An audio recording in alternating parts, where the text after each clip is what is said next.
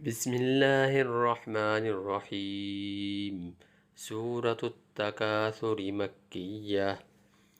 الہاکم التکاثر حتی زرتم المقابر کلا سوف تعلمون ثم کلا سوف تعلمون كلا لو تعلمون علم اليقين لترون الجحيم ثم لترونها عين اليقين ثم لتسألن يومئذ عن النعيم۔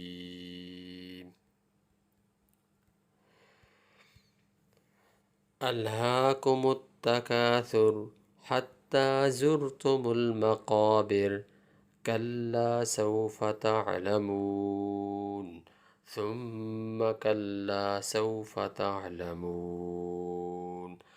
کلا لو تعلمون علم الیقین لترون الجحیم ثم لترونها عين اليقين ثم لتسألن يومئذ عن النعيم۔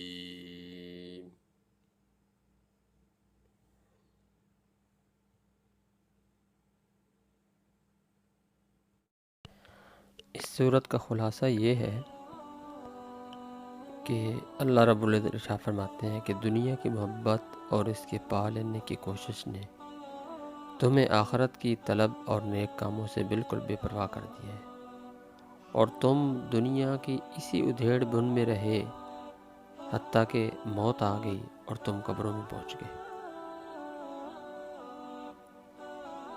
تو انسان کو اتنا غافل نہیں ہونا چاہیے کہ اتنا وہ مگن ہو جائے اور اتنا مصروف ہو جائے کہ اپنے رب کو ہی بلا بیٹھے اور اپنے رسول نبی کریم صلی اللہ علیہ وسلم کے ارشادات کو پس پش ڈال دے،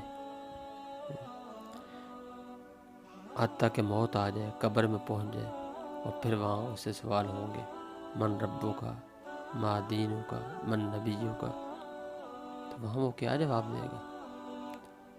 تو جس بندے نے عملی طور پر صحیح طور پر زندگی گزاری ہوگی، اللہ کے احکامات کے مطابق، رسول اللہ صلی اللہ علیہ وسلم کے طریقوں کے مطابق زندگی گزاری ہوگی، وہ قبر کے صحیح جواب وہی دے سکتا ہے، اور وہی قبر کے سوالوں پر ثابت قدم رہ سکتا ہے۔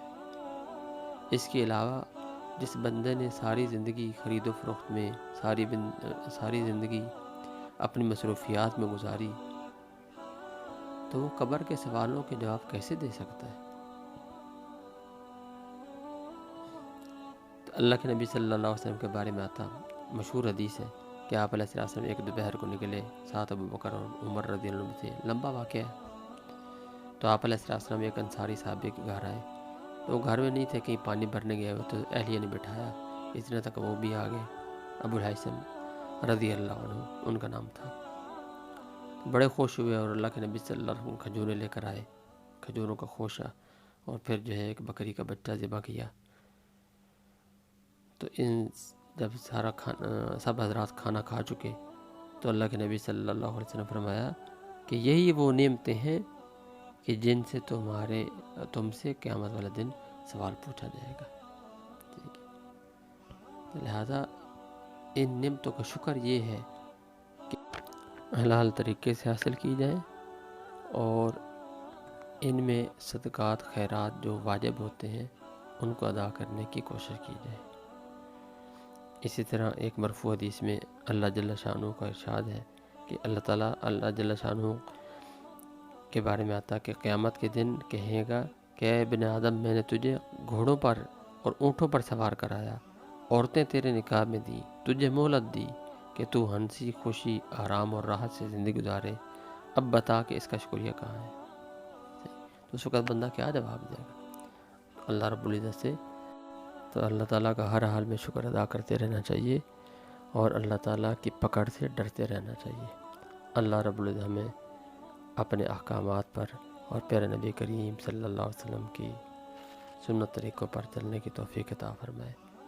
وآخر دعوانا الحمدللہ۔